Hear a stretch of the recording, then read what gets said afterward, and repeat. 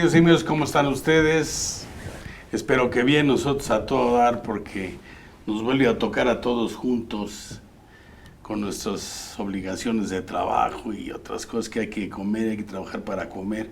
Y ustedes también, espero que... Para lo que comen. O sea, no necesitan trabajar tanto. Eso que dijiste, sí lo comes tú muy bien. Entonces, y 3 veces al día. Como saben, la señora siempre se mete, pero bueno, no hay ningún problema. Bien, pues es un verdadero placer siempre estar todos juntos, igual que ustedes. Y bueno, con nuestro amigo el doctor Carlos Burgoa. Carlos, ¿cómo estás, amigo? Bien, y bueno, espero que todos estén desde donde nos vean también, pese a las lluvias que últimamente han dejado bastantes inundados y problemas que se ven en las noticias, pero bueno, aquí estamos listos para platicar. Qué bueno, y también está con nosotros, como siempre, mi querido amigo maestro Sergio Abarca. ¿Cómo estás, Sergio, amigo? Bien, pues gracias por estar con nosotros, por permitirnos estar con ustedes.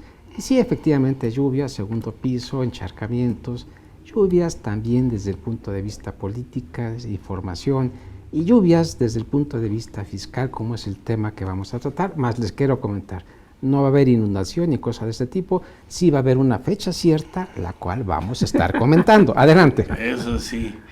Bueno, y también, podría faltar, por Dios santo, en esta reunión, mi querido amigo Francisco Javier Martínez Ibáñez. Panchito, ¿cómo estás? Excelentemente bien, mi querido maestro. ¿Se te hace? Sí, bueno, sí, con sí. lo que dices que estuviste comiendo, sí. Sí, yo creo que sí. Sí, y ya sin dientecitos debe ser más complicado, ¿no? Pues muy bien. Estamos hablando de un documento, y de un cambio realmente, y que según lo escribió mi querido amigo el doctor Carlos Burgoa en Defensa Fiscal, en la revista de la UNAM, de la Facultad de Contaduría. Perdón, ¿puedo hacer un paréntesis? Consultorio fiscal. No confundamos, no la misma iglesia con la gimnasia, y si tienes que estar bien informado, ¿qué revista tienes que leer? Sí, es que fue en el área de defensa fiscal, dentro de la revista de consultorio fiscal. O sea, no es que se equivoque, mi querido maestro, es que no me deja terminar. Ya tengo 2 señoras ahora aquí. No, ya te defiendo, mi querido maestro. No, mejor déjalo, porque para lo que comes...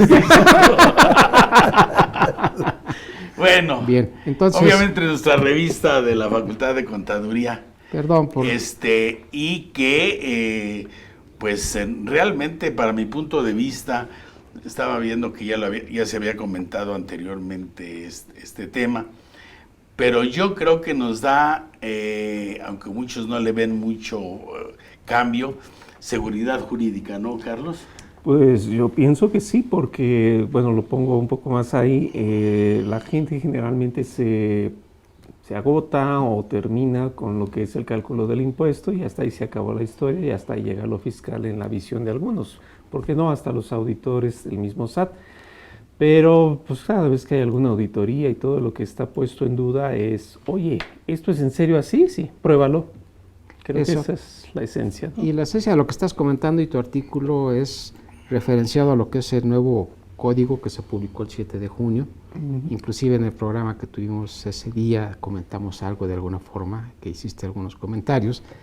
Y estamos hablando de lo que es el Código Nacional de Procedimientos Civiles y Familiares, ¿no? Que le pusieron el y familiares en este sentido, que de alguna forma, eso sería el punto.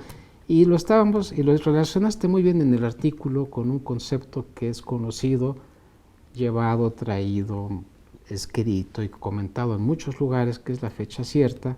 Y aquí lo que tú comentaste y estás haciendo en el artículo que vamos a comentar ahí en este momento, es la relación entre lo que es este nuevo código, las adecuaciones, con lo que es la fecha cierta en este sentido, y la parte que lo estás planteando en este sentido, a lo que estamos hablando, Carlos. Fíjate que ahorita que me estás diciendo, sí es muy importante algo.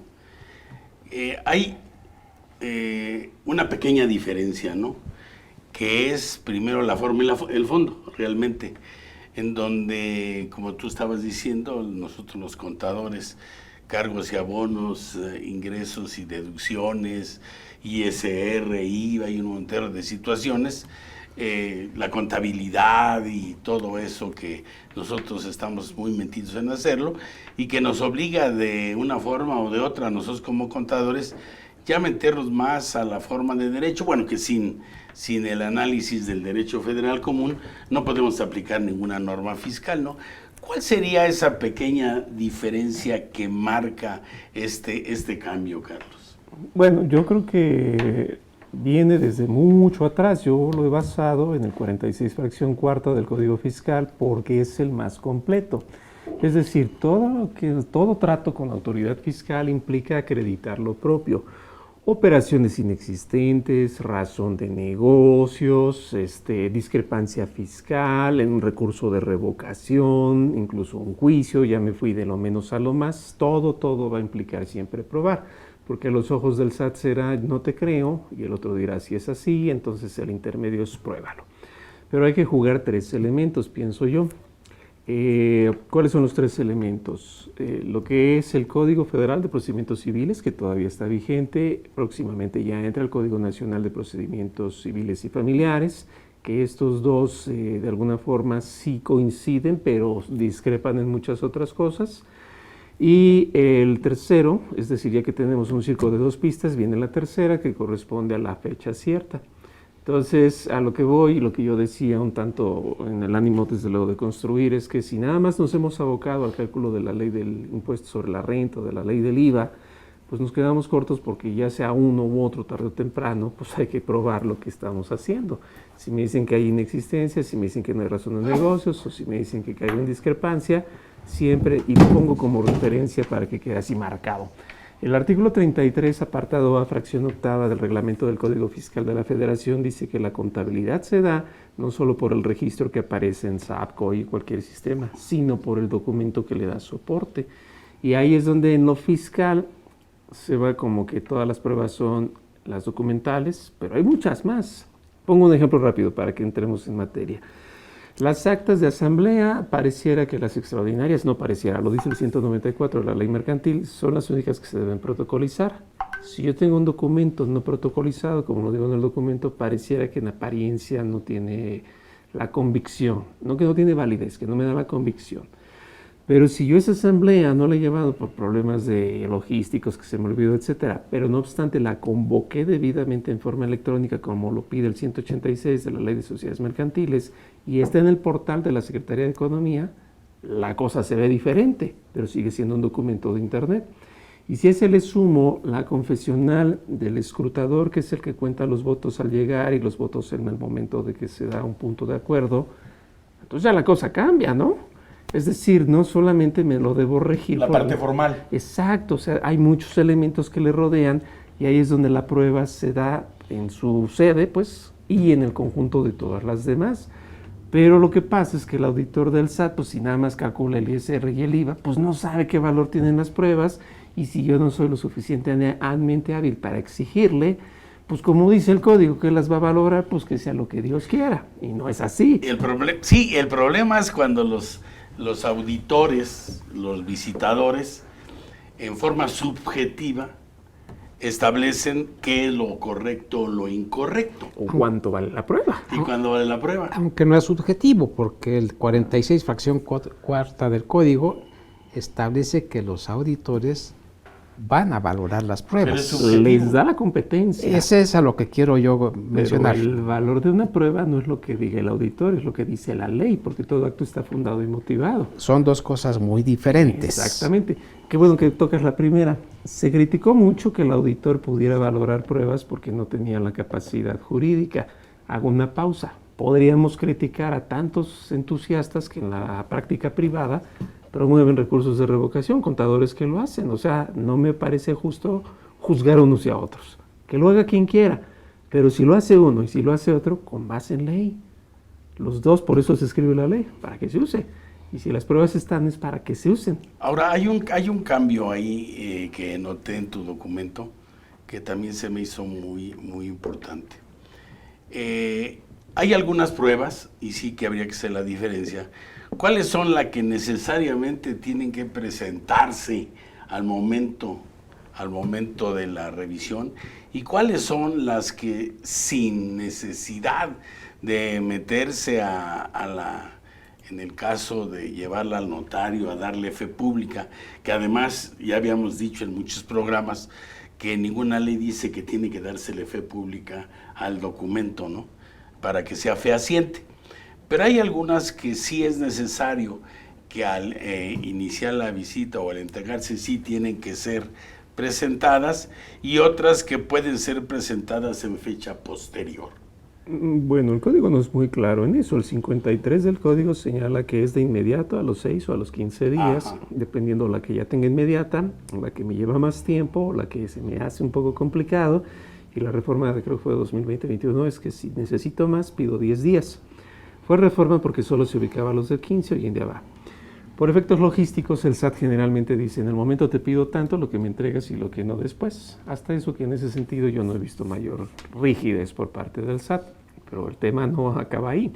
El tema es que a la hora de valorarlas, a mí me ha tocado en la práctica, no sé si aparece, lo pongo ahí porque es parte de un libro de próxima publicación, que dijo el SAT que esta prueba tiene el valor de carácter demostrativo, y esta también, y esta también. Entonces les digo a mis alumnos que me recuerda a la película del huevo cartoon, ¿no? Se llamaba Coffee, el que tenía confeti, ¿no? ¿Tú cómo te llamas? Coffee, tú Coffee, todos son Coffee.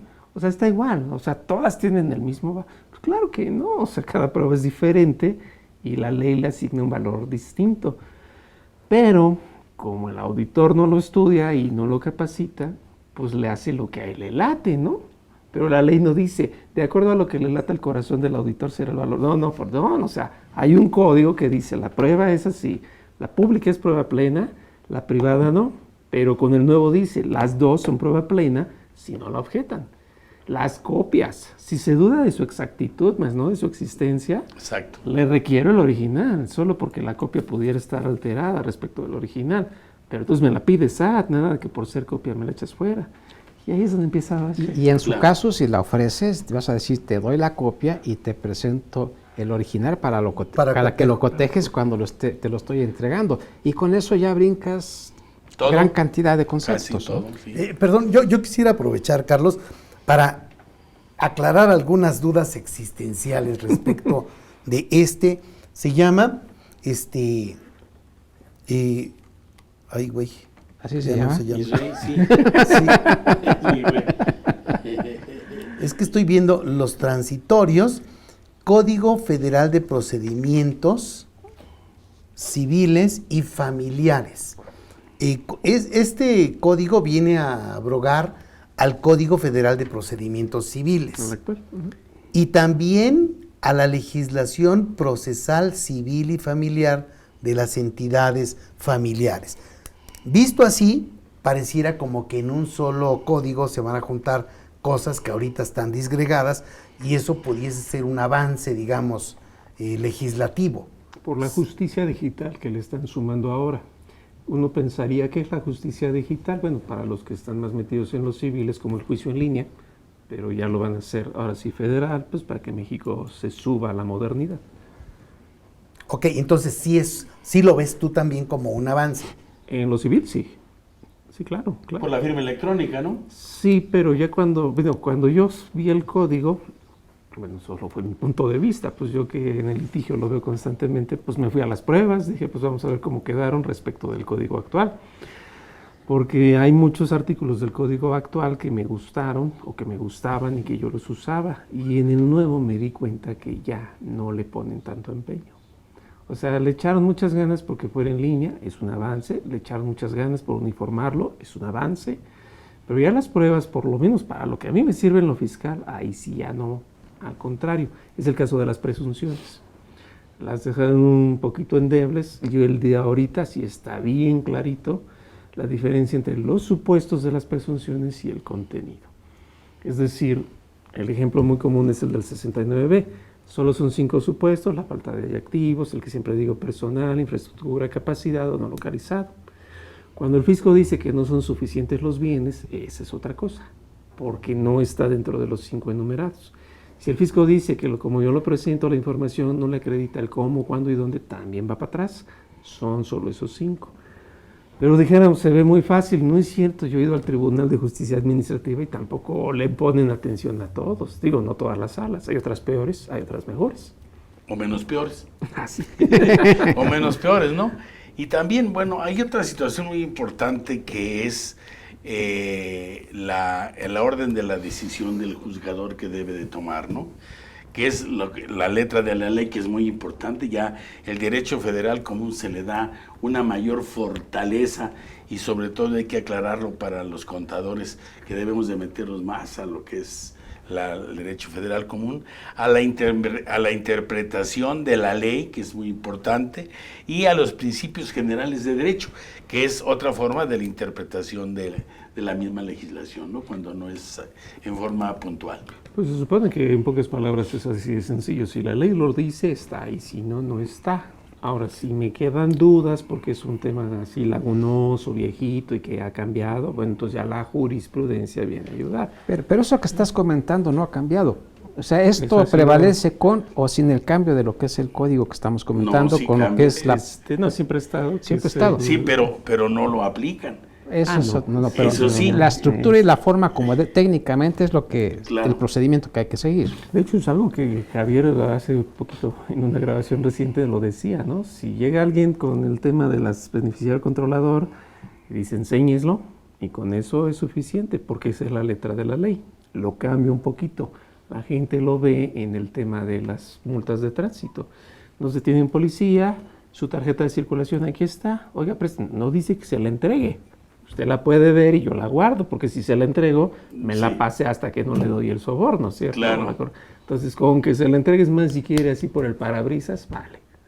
Entonces, porque la letra de la ley es clara. Me voy a un absurdo. El 44 del Código Fiscal dice que si la empresa auditada se va por algún tema huelgas, entonces tiene que sacar copia a la autoridad de la documentación. Estrictamente no dice que le preste mi electricidad. Claro. O sea, digo, sé que es chistoso, pero lo viví hace muchos años en una sala civil. O sea, a ese grado es la letra de la ley. Sí, además otra cosa, me está pidiendo la mejor documentación que ya la tiene él, ¿no? Claro, también eso está bien. Entonces, ahora espérame tantito, ¿qué me estás pidiendo? Me estás pidiendo la contabilidad, me estás pidiendo lo que ya tienes, lo que te he estado mandando mes a mes. Y esa es la letra de la ley. Exacto. Vamos a los otros dos puntos. Resulta que a mí me piden que yo les esté acreditando lo que hizo la EFOS. Bueno, pues ese no es mi caso, ¿no? Entonces, como ya no queda en la letra de la ley, a lo mejor sí hay jurisprudencia o los principios generales del derecho me ayudan a resolverlo. Pero ya es secundario, no es lo inmediato.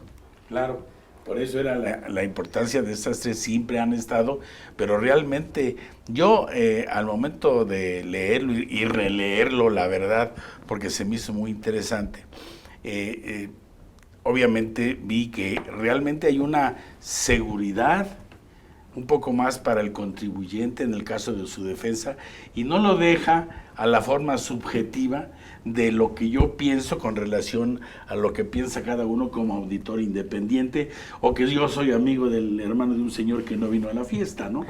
Debiera en teoría, pero si nos vamos a la letra de la ley, no quiero ser disonante en el tema, ¿no?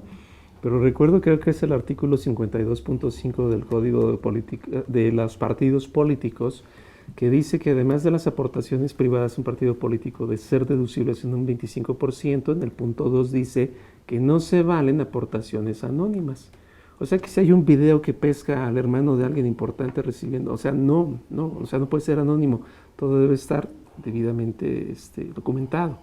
Digo, no sabemos las historias completas, ¿no? Pero lo que voy es que la letra de la ley. Pero pues quien lo entrega me imagino que es el poseedor y sobre todo hablando de dinero, ¿no? Si es que no hay un contrato de mutuo o otras cosas por el estilo, ¿no? Es un ejemplo, ¿no? Por eso digo, no me quiero meter en otros temas, pero lo que voy es que tiene lógica uno con otro. Si es deducible es porque tiene la identidad. Volvemos al tema. Si las pruebas tienen un valor es porque lo dice el código y ahí es donde todo el mundo tendría que sumarse. Particulares y autoridades. Claro, pero aquí los particulares, a mí también lo que te digo que me es muy grato es recordarle a todos los asesores, los contadores, sobre todo los contadores, como tú dijiste, que nos da por meternos hasta en lo que no nos importa, ¿sí? Cosas que no debemos de hacer, es la verdad, sí, que abusan muchísimas veces, que piensan con el mismo honorario va todo, hasta aplicando inyecciones a domicilio también. Sí. O vete al banco y cámbiate este cheque, ¿no? ¿Sí? O deposita, aprovechando o ya que vas para allá. Entonces, sí es el que necesariamente tenemos que meternos más al análisis del derecho federal común, que además, la verdad, la mayoría es un cargo, un abono, deducible, no deducible, pero no se van al objeto, que es lo que está grabado y lo que no está grabado, ¿no? Pues bueno, incluso importante, les insisto, que si estamos en auditoría o en algún procedimiento de ese tipo, claro que hay que aprobar, ¿no? O sea, yo me sumo a la exigencia del SAT. Si me dicen que es un préstamo, pues yo soy el primer interesado en saber por qué sí lo es, ¿no? Pero ya que entramos entonces al detalle, pues vemos que los elementos ayudan o no ayudan y pues uno es el primero que se da cuenta de qué tanta la lleva bien o no. Pongo un ejemplo. Se dice por artículo 41 del reglamento de la ley del ISR que el pago de no deducibles puede ser hecho por un tercero y desde luego se le tiene que realizar el reembolso porque si fue el anticipo la resolución miscelánea ya lo colma. Ahora, no dice el reglamento, ojo, que el pago hecho por el tercero deba ser arriba de 2,000 en bancarizado. Pero bueno, me tengo la noción del 27, fracción tercera, y digo, pues yo creo que también, ¿no? Esa ya es una interpretación. Pero hay mucha gente que en la práctica me lo debate. No, es que el tercero lo puede pagar. Por Dios, o sea, en ningún efecto corporativo yo le aceptaría a un tercero que me trajera una cuenta por pagar de 50,000 de la nada. ¿Sí me explico? Entonces ahí es donde las pruebas las hay o no las hay. Hay contratos verbales, hay contratos que no son verbales y no requieren fecha cierta. Y ahí entramos al tercer punto. Claro, y es donde dices tú que tiene que haber un documento realmente que diga, por favor, este dinero que te estoy depositando es para que adquieras tal movimiento, ¿no? Sí, eso se usa mucha en lo que son la caja chica, ¿no? Si son anticipos. Y si son reembolsos, me traes el comprobante. Claro. Bueno, cualquiera de los dos me traes el comprobante, ¿no? Sí. Pero no solo el que corresponde al SFDI, sino de dónde tú lo sacaste para saber que sí se pagó. Sí. Y esa es una prueba. Y sobre todo por el origen del dinero, que es la discrepancia fiscal, ¿no? No, lo pagaste que con tarjeta, digo, para que yo sepa que no me viene a tocar la puerta mañana y que no está pagado. Claro. Y que a lo mejor no lo pagaste en efectivo, sino que realmente cuál fue la forma en que ese tercero lo pagó, ¿no? Salvo los taxis de la ciudad y todo eso, pues se entiende, ¿no? Y eso sí no son los todos los que existen, ¿no? Claro, eso me da muchísima seguridad. Y además, como dice aquí el 207, las copias hace fe en la existencia de los originales, que también es muy importante, ¿no? Lo que estabas marcando, Sergio, ¿no? Sí, aquí te mando una copia ahorita, una copia certificada, vamos a hablar de un acta, y si quieres de una vez te la doy. Ahora, hay unas donde dice, aquí está la copia y aquí está el original o la certificada, ¿no? Fíjate que eso que dices es muy importante, que a mí se me antoja para que quienes nos ven lo utilicen. O sea, uno dijera, bueno, ¿y el código para qué y todo? Eso me sirve para que si yo lo ofrezco, le dijera autoridad, SAT, IMSS, el que tú quieras, ¿no? Aquí está mi documento en copia, pero quedo atento a tu requerimiento en caso de tener la necesidad conforme al 207. Entonces ya le pones un pero a la autoridad en la cual no te lo va a echar por afuera de inmediato, porque yo ya me adelanté y se la ofrecí con conocimiento de ley. Pero este 207, aunque no lo aclares, entra en vigor. No, ese ya existe. Claro, Ese existe. Sí me explico. Entonces, otra de las cosas muy importantes es que tiene 120 días para entrar en vigor. ¿Sí? ¿Sí me explico? Sin embargo, ya es... ¿Tú dices todo el código, mi querido maestro? ¿Sí? Porque dicen que te lo van a meter poquito a poquito. No. Eso es lo que piensas tú porque estás en un estado. Entrará en vigor gradualmente. Wow. En otras palabras, es eso, mi querido maestro, que paso a pasito. ¿Cómo ha vivido fíjate? Sí. Dicen los italianos, piano. Dice el transitorio segundo, dice... La aplicación de lo dispuesto en el Código Nacional de Procedimientos Civiles y Familiares entrará cachito por cachito. O sea, bueno, entrará en vigor gradualmente, como sigue. En el orden federal, de conformidad con la declaratoria que indistinta y sucesivamente realicen las cámaras de diputados y senadores que integran el Congreso de la Unión, previa solicitud del Poder Judicial, sin que la misma pueda acceder del 1 de abril del 2027. O sea, habrá cosas que se tarden todavía un muy buen rato. Ahora, eso fíjate que es importante porque para efectos de federales, al momento yo creo que en el caso de la Ciudad de México o de lo que es los diputados y senadores lo autoricen, en ese momento para efectos de las leyes impositivas yo creo que entran en vigor. Bueno, lo que pasa es que la historia es así. Se publica el 7 de junio. Dice, en no más allá de 120 días debe entrar en vigor, pero desde luego hay una declaratoria o una petición de parte del Poder Judicial, que me imagino estará en esos 120 días, que pudiera llevar a más tiempo, pero sin que pase del 2027. Vamos atentos. ¿Por qué? Por el efecto de sistemas y por homologarlo con todos los estados, porque no todos están a la par. Algunos ya van a más avanzados, otros no.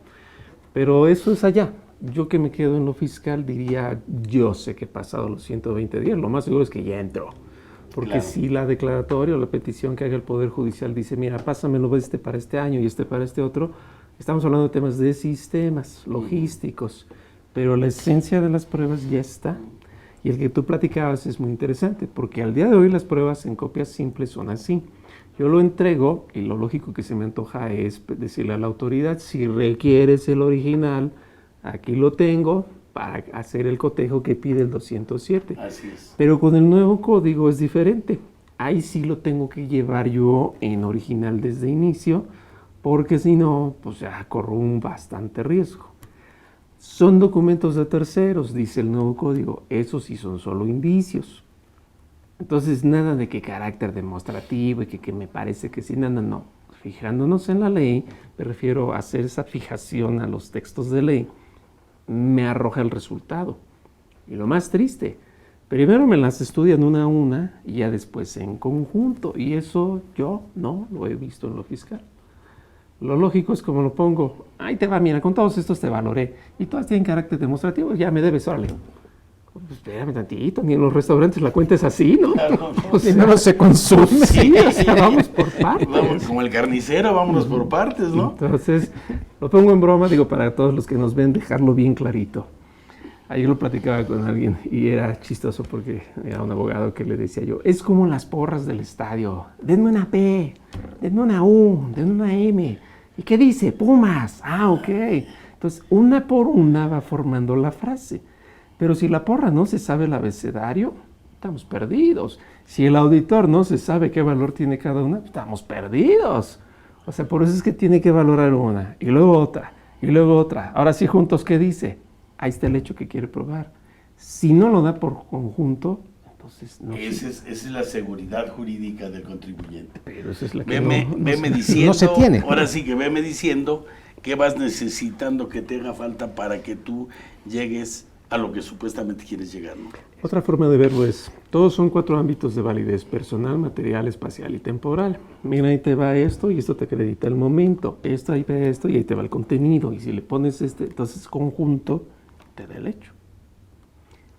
Y en la práctica entregas tu recurso 2 días antes con todas las pruebas. Pediste antes el machote para copiar los nombres. Oye, y 2 días después o al día siguiente ya tienes la resolución. Es que son, digo, ese tipo de problemas prácticos estamos planteando en ese sentido en lo que estamos comentando. Y ese es el punto, o sea, cuando sale la competencia ya los auditores de valorar pruebas, la pregunta es, ¿sí saben lo que les dijeron que hicieran? Porque si yo tengo un contrato privado, son 2 elementos. Al día de hoy el contrato privado no es prueba plena, lo tengo que articular con otros. Con el nuevo código es prueba plena en tanto no lo objeten. Y el fisco no lo puede objetar porque sería juez y parte. Claro. Lo único que tendría que hacer es aplicar si me la acepta o no por los elementos que la única que me gusta es la fracción tercera, que fuera inverosímil su contenido. Ah, a ver, para el inverosímil nos vamos al artículo 1851 del Código Civil Federal, que dice que los contratos se van a la literalidad y si no, a lo que fue el sentido de lo que quisieron, es decir, lo que Claro. se dice y lo que se quiere. No, pues creo que ya dejamos muy lejos el tema de lo que Ahora, Por supuesto. como lo estamos planteando, es primero por parte de los auditores, ¿no? Que es el planteamiento. Pero también creo, no sé si estás de acuerdo, quien nos está ofreciendo muchas veces el desconocimiento y la forma, ¿no? Es que en la forma de ofrecer, como Ahí en está. la forma de pedir, está el dar. Claro. Y ahí es donde nos tenemos que poner las pilas todos. Que ese es un punto muy importante en lo que estamos comentando, ¿o le estoy exagerando? No, es así. La importancia de quien atiende al auditor, o la más que nunca tiene que saber, ¿no? Qué es lo que está pidiendo, qué es lo que se le puede dar en forma inmediata y qué es lo que no se le puede dar en forma mediata o en forma con cierto plazo, ¿no? Es que yo creo que todo asesor fiscal debemos, si nos gusta la materia, no solo sabernos el impuesto, que es lo mínimo, pues es como el abecedario, sino sabernos todas las pruebas en su valor, es decir, cualquier valor, porque si mi cliente me trae algo, le voy a decir, sabes que no te alcanza. O sea, en la tienda está en 100 pesos y tú me traes nada más 50, no te alcanza. ¿Quién es más o qué? O sea, entonces esa es una forma de dar el debido asesoramiento, pero la preparación propia ayuda a que se cumpla todo, y si no, pues que pague de una vez, ¿para qué le seguimos buscando? Sí, es muy complicado realmente esta forma, sobre todo ahorita como está el pensamiento que aún, y ya está cambiando, del temor que debe de temer, y perdón por la palabra de temor, pero tiene que ser en buena lid, el temor que debe de tener el contribuyente de tener todo lo necesario, sobre todo si hace las cosas bien, para que no parezcan mal, ¿no? Pero ahí te va otro, y les va a gustar. El artículo 30. Les va a doler, pero les va a gustar. Bueno, nosotros. No. Bueno, ¿qué podemos decir? Esta es una vivencia. Vámonos a un corte para que en el corte nos platique mi querido Pancho de sus vivencias personales, técnicas y fiscales. Y además, vívidas, como dijera él. Bien, ¿recuerdas? Además, es un lenguaje que va a estar el próximo sexenio, mi querido maestro. Tienen que entenderlo. Es que votó por la 4T. Sí. Bien, recuerden ustedes que IMEFI y IMEFI TV es una institución que se dedica a la capacitación, obviamente, de quien le gusta capacitarse para el área legal, fiscal, contable y de algunos otros temas relacionados con las empresas, inclusive en lo familiar. En este intermedio van ustedes a ver algo que va a ser, yo creo que de su agrado. Para quienes gustan del chismecito fiscal, ahora estamos en Spotify. No te pierdas ninguno de nuestros podcasts. Búscanos como IMEFI TV.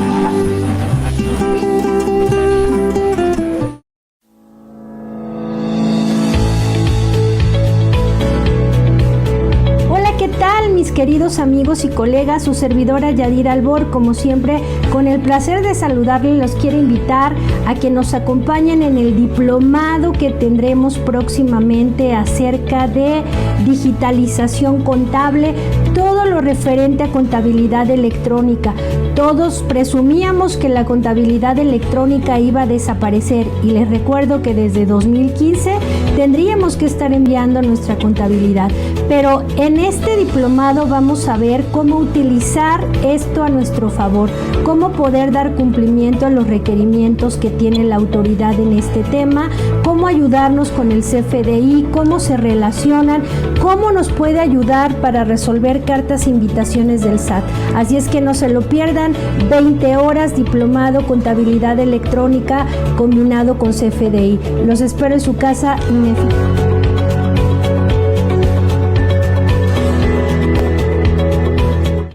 IMEFI trae para ti el servicio de diagnóstico fiscal. Si tienes un negocio, duerme tranquilo y evítate multas innecesarias que pagar.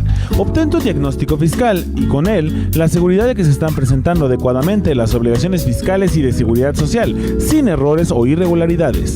Con el diagnóstico fiscal verificamos los siguientes puntos: obligaciones fiscales, actas de asamblea de accionistas, beneficiario controlador, avisos de accionistas en el RFC, libros sociales que forman parte de la contabilidad, CUCA, COFIN y Capitán Social, dividendos, pérdidas fiscales, contabilidad electrónica presentada al SAT, declaraciones anuales y provisionales, IVA sobre flujos de efectivo de ISR, entero de retenciones de ISR e IVA, sueldos y asimilables, IMSS e Infonavit, declaración anual de riesgo de trabajo, SUA, PTU e impuestos diferidos.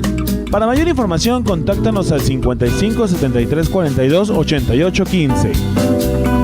Duerme tranquilo y evítate multas innecesarias que pagar solo con IMEFI. Regresamos del corte y espero que haya sido de su interés esto que les proporcionamos en este corte. Bueno, ahorita estábamos platicando con el doctor Carlos Burgoa algunas situaciones que están en una ley que deben de conocer todos los contribuyentes a los cuales se les hace una revisión, que además jamás lo leen, que son los derechos del contribuyente. Pero hay un artículo especial, ¿no, Carlos? Sí, bueno, nada más en el preámbulo, recuerden, vemos que dice el Código 46, fracción cuarta, que los auditores valorarán las pruebas y a su vez pues lo hace propia la determinante, y uno se persina y entrega documentos y se acabó. Cuando en realidad lo que tiene que hacer es, te entrego este que es copia simple y mira, conforme al 207, así. Te entrego este que es prueba plena, conforme al 202 del Código Federal, y así me sigo, ¿no? Y luego más si es de Internet. Y dice el 35, artículo 35 de la ley del SAT, de la ley del SAT, ni siquiera es el reglamento interno. La ley del SAT dice, en el caso de las resoluciones dictadas por los servidores públicos en procedimientos en los cuales se analicen y valoren documentos y pruebas aportadas por los particulares, hago pausa. ¿Cuáles son esos procedimientos? 69B, discrepancia fiscal, auditoría y todos los que quieran. Inclusive en los procedimientos instaurados con motivo de la interposición de algún recurso administrativo de los previstos en las leyes de la materia, recurso de revocación, no procederá a la imposición de sanciones por daño o perjuicio patrimonial a menos que la resolución emitida, fracción primera, carezca por completo de fundamento o motivación. Segunda, no sea congruente con la cuestión solicitud o petición efectivamente planteada por el contribuyente. O tercero, se acredite, y este es otro, en el procedimiento de responsabilidad que al servidor público le son imputables conductas que atentan contra la independencia de criterio que debió guardar al resolver el procedimiento de que se trata, es decir, que aceptó consignas, presiones, encargos y pues ya todo eso, ¿no? Creo que los dos primeros son los que me gustan.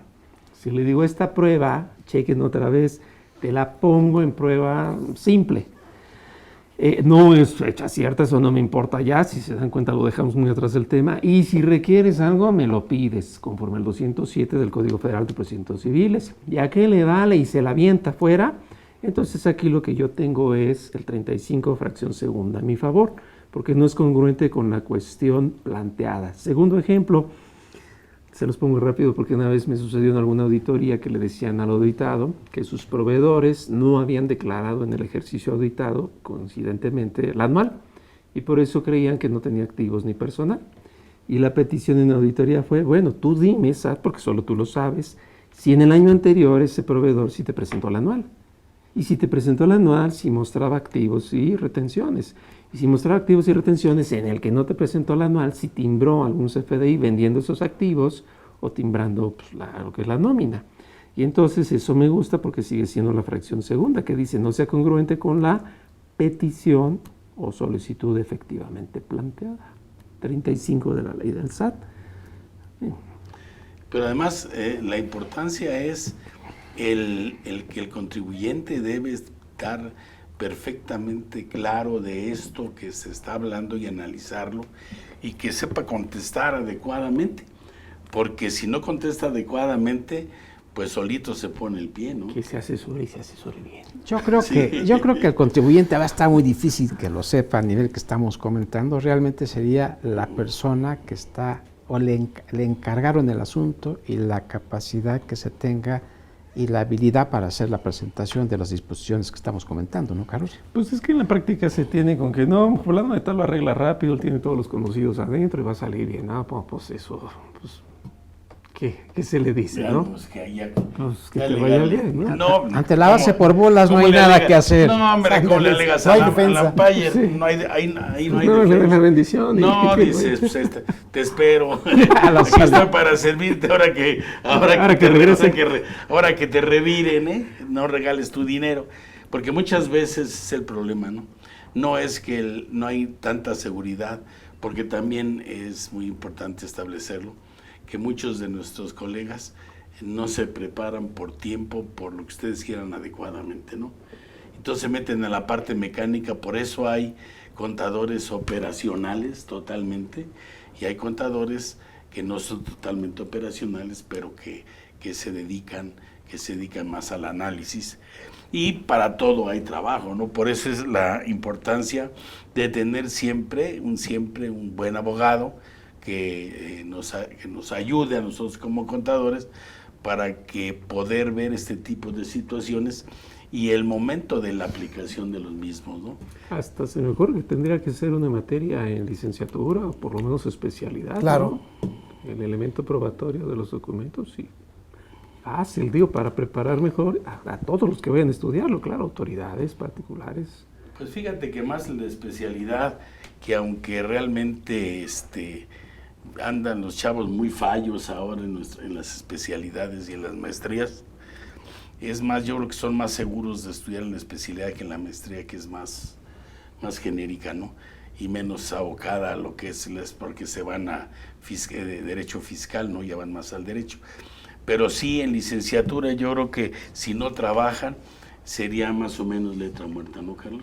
Pues sí, pero lo que dices es muy importante, o sea, que la gente vea que las pruebas se valoran con la responsabilidad del 35 de la ley del SAT, pero lo más importante, que el valor que tienen no es porque lo dijo el de la auditoría o el de administración o porque lo dijo el SAT, es porque lo dice la ley. Claro, y la forma que se tiene que interpretar, ¿no? Que es muy importante, ¿no? ¿Sí? De cualquier forma, el artículo 5 del código lo establece, ¿no? Y es que ese es el problema, porque llegamos al tema de la fecha cierta, en donde todo el mundo, pues creo que lo toma tan cierto como cuando pasa el párroco y todo el mundo se hinca y se persigna, ¿no?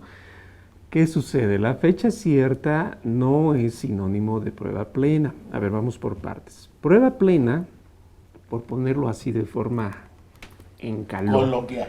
La prueba plena es como las Sagradas Escrituras. Es lo que dicen y es, como dicen, la neta del planeta. Prueba plena en este momento solo son los documentos públicos, entendido que si alguien de autoridad emite un documento, se tiene por seguro que pues no me está diciendo mentiras, aparentemente, ¿verdad? Aparentemente. Y si se equivoca, es evidente de que se equivocó. Pero también dice que es prueba plena lo que yo le digo, más no que lo que le digo es cierto. Es como si yo le escribiera, pues el administrador es gay. Bueno, hace prueba plena que se lo dije, pero no de que sí sea cierto, por ponerlo burdo. Esos documentos prueba plena son los públicos, y bajo esa lógica es lo más. Al día de hoy solamente son los públicos. Con el nuevo código, los privados también van a ser prueba plena en tanto no se objeten. Entonces, para que los objete el SAT, tendría que estar en un juicio de nulidad, porque si está en recurso de revocación o en un procedimiento 69, no puede ser juez y parte. Me tendría que decir, oye, los hechos que me pones son inverosímiles, porque la fecha que me dices no es la misma que la que yo veo aquí. Ah, eso sí se vale, si vamos bien. Entonces, no es que no tenga valor, el nuevo código dice, solo no te lo acepto.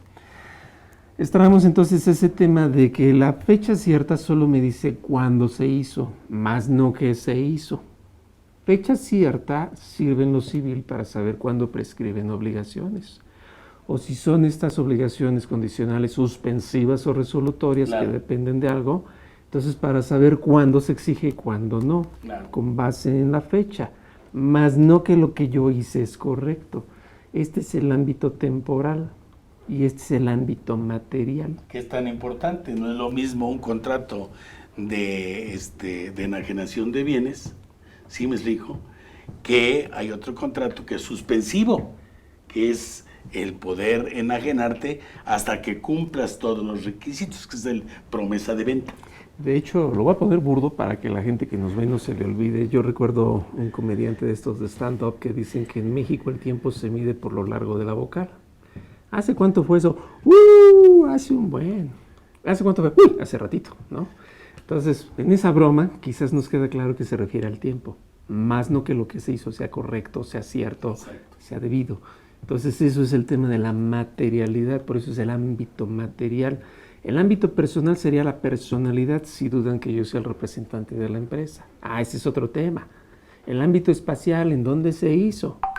Porque si es aquí o si es allá, a lo mejor no me da el servicio de la frontera norte, ¿o sí? Estamos pensando en espacio.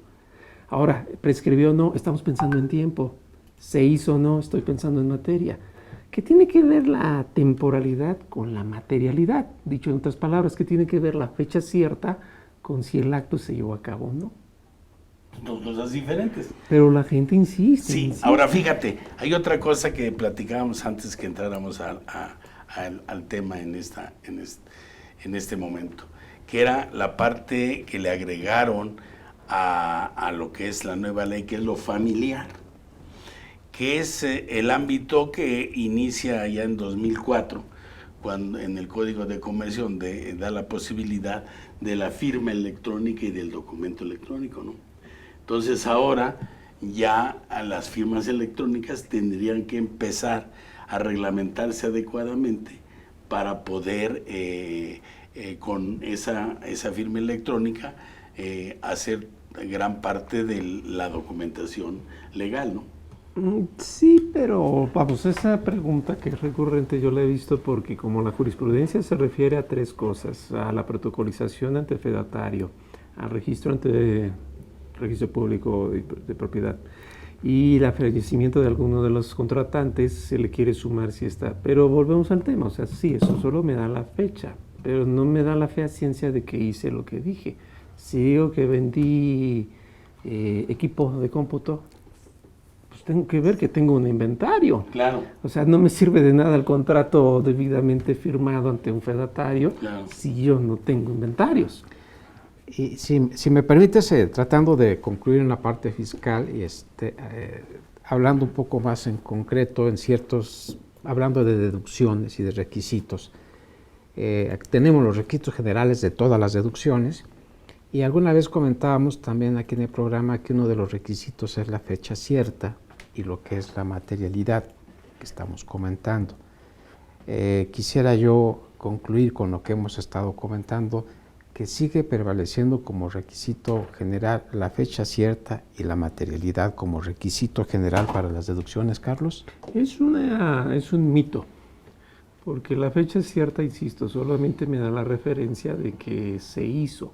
La jurisprudencia, y es en la que se basa el SAT, lo pongo así como para Shazam, ¿no? Así lo menciones. Así lo pongo, o sea, como que ya en automático, así como la gente de derechos humanos, ¿no? Ya quería que fuera todo inmediato. La fecha cierta parece que al SAT le gusta la idea porque parece que un notario tiene la formalidad, ¿no? Lo elegante, lo mismo que un registro. Pero el artículo 20 y 25 del Código de Comercio dice exactamente que los documentos que acepta el registro es porque se los pasa antes un notario. Si yo llego con documentos que no necesitan ir al registro público, me los van a regresar inmediatamente. Me van a decir, no me traigas esto. Pongo un ejemplo sencillo. Si yo compro chocolates o cigarros en la noche en la tiendita de la esquina, ni siquiera me hacen firmar un contrato. Mucho menos tiene que ir ante un registro. Si yo compro grava para la construcción, varillas, no va a necesitar notario ni registro público, porque me lo van a echar para atrás. Pero si compro una casa, una oficina, un comercio, ahí sí yo soy el primero en interés, pero la ley lo pide. No es al antojo del SAT. Ok, y ahí yo regreso. Si hablamos de objeto, sujeto, base y tasa, cuando hablas de un impuesto, se causa en el momento en que se realizó la operación, claro, el supuesto. Ahí está la fecha cierta. No, ese es el momento de causación y este supone más interesante. A ver. Para dejarlo bien clarito, y creo que esto nos va a servir en muchos ámbitos, todo es causa y efecto. Rápido. Sí. Si yo pateo un balón es la causa y el efecto es que sale a donde quiera. Pensemos primero en lo civil. Hay una causa y un efecto civil. Si yo firmo un contrato, esa es mi causa y el efecto civil es el pago de la renta. Ahora bájense un escalón. El efecto civil coincide en ser la causa fiscal y el pago de la renta me trae como efecto el pago del ISR y si es un comercio del IVA. Entonces van en capas. Causa y efecto, causa y efecto. En el caso del pago. Esta es la causación, por eso se le llama causación, porque es la causa que me afecta o me efectúa hacer el pago fiscal. Si hablas de rentas, cuando se realizó el supuesto jurídico, ese es el momento en el que se está generando. Necesito fecha cierta. Simplemente eso, y cuando te cayó, pues chécate el estado de cuenta bancario. Claro. Es que no está ante notario, va a ser el fisco. Me vale si está ante notario, ¿no? O sea, yo aquí lo estoy viendo. Claro. Viene por ahí. Y porque aparte te dice en lo exigible, en lo devengado y en lo cobrado. En el ingreso. Que es importante. Y en algún momento también en el pago, en el caso del 27, ¿no? De los requisitos. Entonces de ahí, Carlos, por eso es el título que le pusiste al artículo, que está en la Facultad de Contaduría. Tú lo sugeriste, también. Yo lo sugerí, bueno, ok. En la revista 813, que se llama Nuevo Código de Procedimientos Civiles y Familiares, adiós a la fecha cierta. Y de hecho, fíjate que aquí viene uno, es más, tú ayúdanos a leer qué dice el 208 del actual Código Federal de Procedimientos Civiles. Los escritos privados hacen fe de su fecha y lo subrayas y lo pones en negrillas, que eso es la parte tuya, en cuanto ésta indique un hecho contrario a los intereses de su autor. Tan sencillo como eso. ¿Quién va a estar en contra de mis intereses en la contienda fiscal? El fisco. Él va a decir que no es cierto que se hicieron. Y yo voy a decir que sí. Él dice no, él dice que sí, eso es en contra. Okay. Y si él dice que sí, perdón, si él dice que no, yo digo que sí, está en debate un documento privado. Y como está en debate, entonces hacen fe de su fecha. Ok, tan simple, ahí se acabó el asunto. Ahora, esto si lo ponemos a nivel civil es como en las películas americanas, todo lo que diga puede ser usado en su contra. Bueno, pues entonces están diciendo que no, ahí está. Sí, todo este tema de la fecha cierta fue por una ejecutoria, una contradicción de tesis de la 203-2019. Prodecon sacó un cuadernillo que le llamó así, fecha cierta, y básicamente lo que dice esta tesis dice: documentos privados, deben cumplir con el requisito de fecha cierta, tratándose del ejercicio de las facultades de comprobación para verificar el cumplimiento de obligaciones fiscales del contribuyente.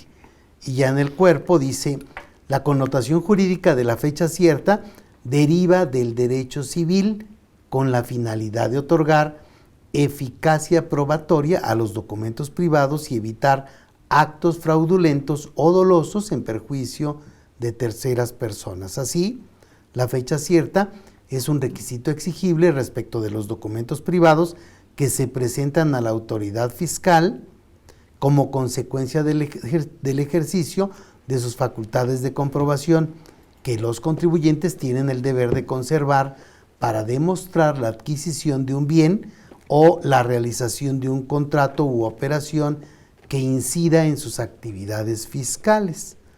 Lo anterior, en el entendido de que esos documentos adquieren fecha cierta cuando se inscriben en el registro público de la propiedad, a partir de la fecha, en que se presenten ante un fedatario público o a partir de la muerte de cualquiera de los firmantes, sin que obste que la legislación fiscal no lo exija expresamente, pues tal condición emana del valor probatorio que de dichos documentos se pretenda lograr.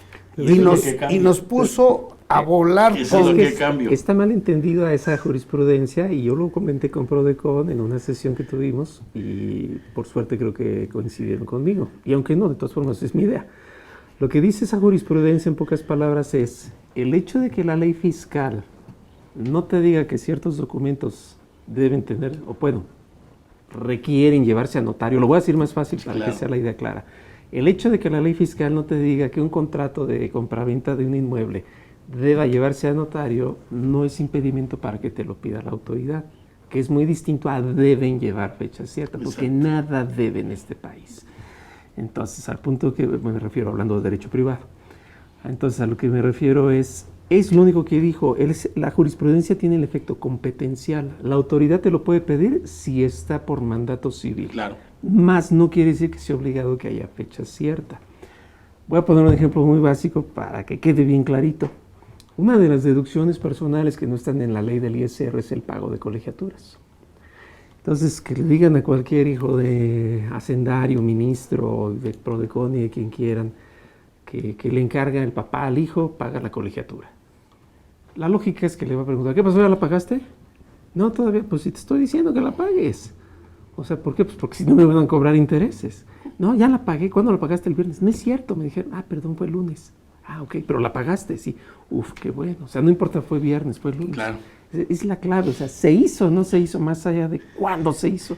Pero aparte, no, ahí Prodecon, con lo que está diciendo el nuevo código, es que no hay, aquí está más claro, no hay necesidad de que todos, aunque la autoridad te diga que tengan fe pública, no deben de tenerlo si la propia ley o la legislación no te obliga a que sea público. Por eso es que me recuerda el chiste de cuando pasaba el cometa Halley, que el director general dice, por favor lleven a todos a la planta para que vean el efecto. Y baja hasta el más supervisor y dice, va a venir Bill Halley y sus cometas, ¿no? Así está eso. Sí, o sea, exacto. No está bien entendida, pero dice, María, no sé la canción, ¿no? ¿Lo quieres ver? Y yo le sigo la corriente, ¿no? Claro. Ese es el problema y por eso no nos quiere Donald Trump. Entonces, pero fíjate, yo leí también eso que manda Prodecon cuando dije no, porque aquí la nueva es más claro con relación a lo que debe de tener una fe pública y a lo que no debe tener una fe pública. Si la ley me dice que yo tengo que tener un representante común, en el caso de la sucesión testamentaria, ¿sí me explico? Es porque así lo requiere, pero en uno de los ocho testamentos que existen, porque no todos son que el notario esté presente, ¿no? Pero es por lo mismo, o sea, la fecha cierta, yo creo que si le eliminamos la palabra y se entiende la jurisprudencia como la competencia del fisco está en pedir que pase a notario, si lo dice el Código Civil, suena muy distinto a los documentos privados, todos deben llevar fecha cierta o todos se debió morir alguno de los contratantes, pues eso es imposible. Aunque es como se interpreta y se conoce en términos generales. Porque así le conviene al fisco. A la autoridad. Por eso se interpreta así. Y si le conviene y todos decimos que es así, quiere decir que nosotros tenemos la culpa, no el fisco. Pero ¿no? está imposible de cumplir, ¿no? Aunque quisieras, o sea, se podría interpretar, oye, todo se debe llegar al registro público de la propiedad cuando no hay una obligación. Solo se registra en el registro público de la propiedad si existe una obligación como tal. Si no, en el registro público de la propiedad, pues te hacen una seña obscena. Sí, claro. Es el caso de las actas extraordinarias. O sea, las asambleas extraordinarias pasan a fedatario, pero no pasan al registro público todas. ¿En qué consiste? Pues en lo que diga la ley, ¿no? Claro. Las asambleas ordinarias no deben pasar siquiera a notario. Y por eso no tienen fecha cierta. Tienen fecha, no es cierta. ¿Algún problema? Sí, ¿no? Sí. Ok, bueno, pues ya llegamos al límite y vamos ahora, le gané el brinco, como siempre, a mi amigo Javier, a Pancho. Pues conclusiones, Panchito.